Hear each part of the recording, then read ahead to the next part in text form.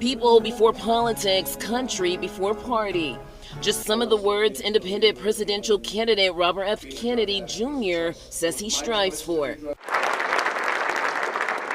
He also previewed Recovering America, a documentary he believes reveals promising solutions to the nation's drug addiction crisis. I try again and again to stop. But with less than 6 months away from the election, just how much of an impact does the third-party candidate have?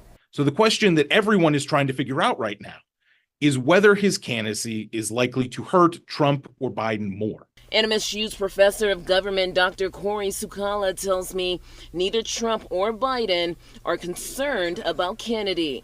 But Sukala says his role in the race could be crucial. Both of the parties have gestured over the last few months that Kennedy being in the race could hurt them in November. What makes Kennedy's candidacy interesting is that his appeal isn't necessarily structured along party lines. It's an appeal to voters who feel disaffected, either with the two-party system or with the direction of the country as a whole. Presidential surveys show Kennedy has about 10% of the vote.